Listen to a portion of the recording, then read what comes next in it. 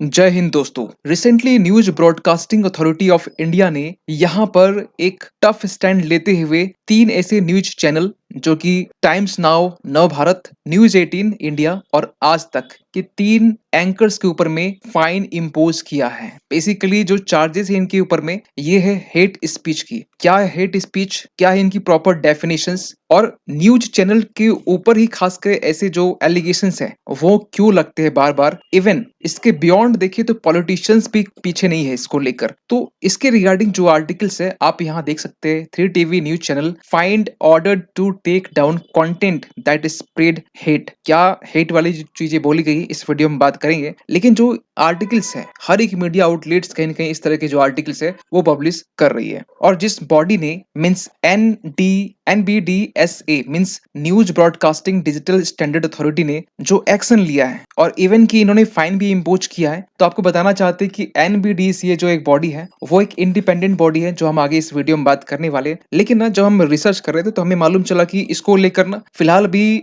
BJP के side से कुछ लिस्ट जारी की गई है अपने एमपीज को लेकर। तो उसमें से भी फोकस किया गया हेट स्पीच को रखकर, क्योंकि यहाँ पर जो पिछले बार जिनको टिकट दी गई थी उनमें से कुछ नाम यहाँ पर हटाए गए हैं। और देख सकते हैं लोकसभा इलेक्शंस 2024 के लिए BJP first list a signal for MPs with hate speech record, ऐसी आर्टिकल पब्लिश हो रहे हैं जिनमें से कुछ नाम आपको आई होप के पता होगा। साध्वी प्रज्ञा ठाकुर, प्रवेश वर्मा, रमेश भिदोरी। एक डिस्क्लेमर पहले हम दे दें कि ये जो वीडियो होने वाला ये बेसिकली एक एजुकेशनल वीडियो है। यहाँ पर आके कोई पॉलिटिकल पार्टीज की आइडियोलॉजी के बेस पर इस वीडियो को ना देखे। ओनली फॉर एजुकेशनल पर्पस आप इस वीडियो को देख सकते हैं। तो चलिए स्टार्ट करते हैं। सबसे पहले हम समझेंगे कि हेट स्पीच एक्चुअली होता क्या है। देखिए, हेट स्पीच का मतलब होता है किसी भी kind of communications, a kind of communications. या तो वो स्पीच के जरिए हो सकता है, राइटिंग या बिहेवियर के जरिए हो सकता है। अगर आप तीनों में से किसी एक के थ्रू से अगर आप डिस्क्रिमिनेटरी लैंग्वेज यूज करते हैं, ध्यान सुनेंगे, डिस्क्रिमिनेटरी लैंग्वेज यूज करते हैं किसी पर्सन्स के लिए या फिर किसी ग्रुप के लिए, तो वो आपका एक हेट स्पीच माना जाएगा। ये किसने कहा? ये भारत के संविधान में लिखा हुआ क्या? देखिए, भारत के संविधान में हेट स्पीच जैसी कोई डेफिनेशन नहीं है। लेकिन ये जो स्पीच है ना, ये यूएन की जो एक बॉडी है, जिसे international day for countering hate speech हम लोग सेलिब्रेट करते हैं 18 जून को, तो इनके तरफ से ये डेफिनेशन दी गई है। मीन्स यूएन के तरफ से डिफाइन किया गया है। सो यहाँ पर एनबीडीएसए ने यहाँ पर क्या कहा है, देखिए इन्होंने अपने ऑर्डर में कल के डेट में इन्होंने ये कहा है कि कुछ टीवी चैनल्स, न्यूज चैनल्स को खासकर यहाँ पर अपने कुछ प्रोग्राम्स जो है उसे हटाने की बात की गई है। और जिनमें से दो जो चैनल है वो आपका न्यूज 18 इंडिया है, दूसरा आपका टाइम्स नाउ है। इसके अलावा जी टीवी भी है। और इनके ऊपर ये बताया गया कि ये जो न्यूज एंकर्स हैं, जो टीवी चैनल्स जो प्रोग्राम रन करते हैं, ये बेसिकली ऑनलाइन प्लेटफॉर्म्स और जो यूट्यूब होता है जिसके जरिए अपनी प्रोग्राम को पब्लिक तक पहुंचाते हैं, ये वॉयलेशंस की है basically code of ethics and broadcasting standard का। एक दिमाग में क्वेश्चन उठाओ कि एनबीडीएसए जो है बेसिकली ये होता क्या है। देखिए, इसका फुल फॉर्म होता है news broadcaster and digital associations, जिसे इन शॉर्ट हम ये भी कह सकते हैं न्यूज ब्रॉडकास्टर एसोसिएशन भी कह सकते हैं, जो कि एक इंडिपेंडेंट बॉडी है। ये किसी गवर्नमेंट की आर्म नहीं है, किसी गवर्नमेंट का पार्ट नहीं है, ये इंडिपेंडेंट है। अपने इनके जो मेंबर्स होते हैं इस बॉडी को रन करते हैं। इवन कि ये इनका जो काम बेसिकली होता है ना, प्राइवेट टेलीविजन न्यूज हो गया या फिर करंट अफेयर्स वाले जो चैनल होते हैं, डिजिटल ब्रॉडकास्टर्स, इनको रिप्रेजेंट करते हैं। और कहीं ना कहीं एक हर एक न्यूज के लिए कलेक्टिव वॉइस का ये काम करते हैं। इवन कि हमारा जो चैनल है वो भी करंट अफेयर्स का है, लेकिन ये चीजें इसके अंडर में नहीं आएगी, छोटा सा चैनल है। सो एनबीडीएसए ने यहाँ पर अपने असेसमेंट में ये कहा है कि जो जर्नलिस्ट जो होते हैं उनकी अपनी जो जर्नलिस्टिक प्रिंसिपल्स हैं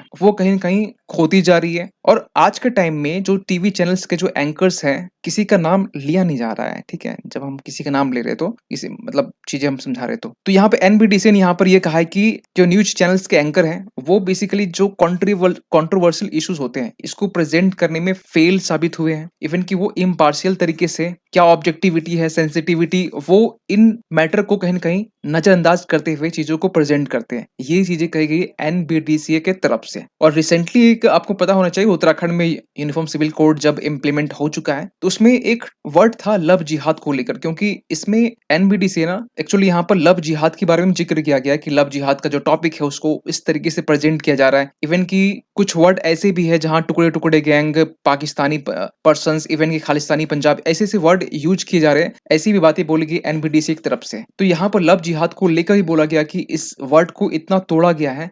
एक्चुअली ये जो मामला है ना, ये श्रद्धा वॉलकर का जो केस था 2022 में, जिसको ब्रूटली जिनकी मर्डर कर दिया गया था और जिनके बॉडी के पार्ट को बहुत सारे मल्टीपल्स पार्ट में इसको डिवाइड किया गया था। आपको आई होप कि आपने वो केस सुना होगा। तो उसमें ये कहा जा रहा है कि लव जिहाद को कहीं न कहीं इसके ज़्यादा फोकस किया जा रहा है और जेंडर इश्यूज को यहाँ पर डिससर्विस किया जा रहा है। और ऐसा नहीं है कि यहाँ पर एनबीडीसी ने यहाँ पहली बार एक्शन लिया है। सुप्रीम कोर्ट में ना ये मामला बहुत सारे पेटिशंस, इवन कि आपको पता होना चाहिए, अगर स्टेट्स वाइज की बात करें तो सिंगल यूपी में अगर हम 2023 की हम बात करें तो डेटा ये कहता है यहाँ पर जो सैकड़ों केसेस होते हैं ना पेटिशंस, वो हेट स्पीच को लेकर कहीं न कहीं फाइल की जाती है। सो सुप्रीम कोर्ट ने यहाँ पे हेट स्पीच को लेकर यहाँ पे ये कहा है, खासकर न्यूज़ चैनल्स की हम बात करें, बाकी पॉलिटिक्स की तो हम बात नहीं कर ही नहीं रहे यहाँ पर, कि जो हमारा जो टीवी न्यूज़ चैनल है ना, वो कंप्लीटली फिल्ड विद हेट के साथ भरा हुआ है। आज टीवी न्यूज़ चैनल में आप देखेंगे कि शाम के टाइम में मंडियाँ लगाई जाती है, वहाँ पर एक दूसरे जो अपोजिशंस पार्टीज़ के जो कार्यकर्ता होते हैं, वो आपस में लड़ते हैं, एक दूसरे को बोलते हैं। इसमें क्या होता है पता है? वो लोगों को मालूम है, वो लोगों को 2 कॉम्पिटिटर को बुला रहे हैं। उन्हें ये बात अच्छे से मालूम है कि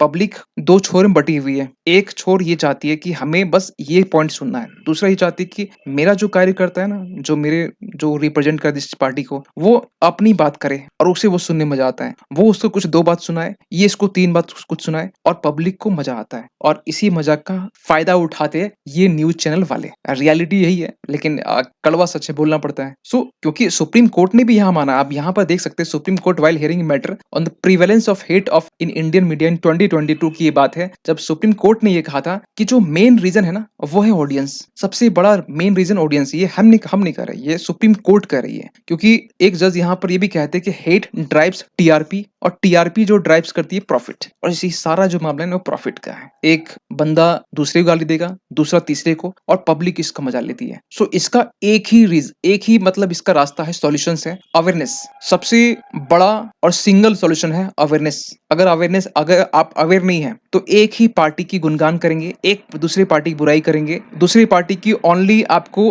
अच्छाई नजर आएगी और आपको तीसरे की आपकी ओनली बुराई नजर आएगी। ये जो चीजें है ना, यही चीजें ना आपकी अवेयरनेस को छीन लेती है। आप अच्छाई बुराई हर जगह देखिए, किसी एक पार्टी में अच्छाई भी है तो बुराई भी है। न्यूट्रल बनने की कोशिश कीजिए। सो क्या हमारे संविधान में ऐसे वर्ड लिखे हेट स्पीच? तो संविधान में तो हेट स्पीच लिखा हुआ नहीं है, लेकिन ये बात जरूर लिखा है कि आर्टिकल 19 में, एज ए पॉलिटी के फैकल्टी भी रह चुके हैं, तो आर्टिकल 19 के क्लॉज सेक्शन 1A में साफ साफ लिखा हुआ है, right to freedom of speech and expression. Speech expression का तो आपके पास में राइट है, लेकिन हेट स्पीच को लेकर यहाँ पर कोई भी रिस्ट्रिक्शंस नहीं है। एक चीज है यहाँ पर ना, रीजनेबल रिस्ट्रिक्शन लिखा गया, लेकिन किसको लेकर? पब्लिक ऑर्डर टूटनी नहीं चाहिए, डिसेंसी और मोरालिटी, ये 3 चीजें वॉलेट होती है, मतलब फ्रीडम ऑफ स्पीच आप इसका जो रिस्ट्रिक्शंस है इससे बाहर जा रहे हैं। इसके अलावा भी जो राइट, जो फ्रीडम ऑफ रिलीजन है, आर्टिकल 25 से 28 जो डील करती है, उसमें 28 जो आर्टिकल है ना, वो भी प्रोहिबिट करती है और कोई भी रिलीजियस रिस्ट्रिक्शंस जो एजुकेशनल इंस्टीट्यूशंस में दी जा रही है और उसे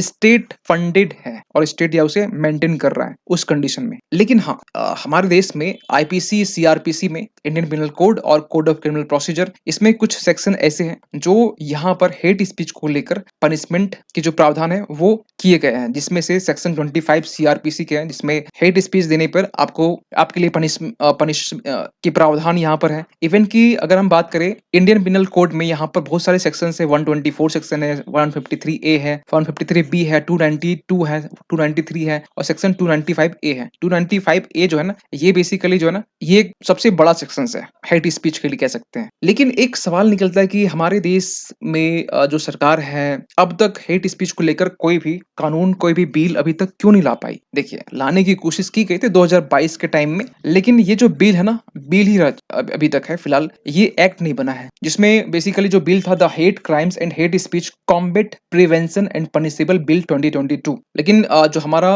वर्ल्ड है, यूएन की हम बात करें तो यूएन में देखिए, यूएन को लेकर भी कोई ऐसा हेट स्पीच के लिए कोई प्रॉपर एक कानून नहीं है। लेकिन हाँ, हम लोग यूएन की तरफ से इंटरनेशनल डे सेलिब्रेट करते हैं कि हम लोग हेट स्पीच को कैसे काउंटर कर सकते हैं 18 जून को। और इसमें यूएन के जो सेक्रेटरी है, उन्होंने यहाँ पर बहुत अच्छी एक बात कही है, खासकर पिछले साल। इन्होंने यहाँ पे कहा but we are far from powerless in the face of hate speech, लेकिन but we can must raise awareness about its danger, work to prevent and and it in all its forms. एक ही reason, in short आपको समझाते हैं, इनका एक ही reason जो हम पहले भी हम स्लाइड से पहले हम बोल चुके हैं, अवेयरनेस।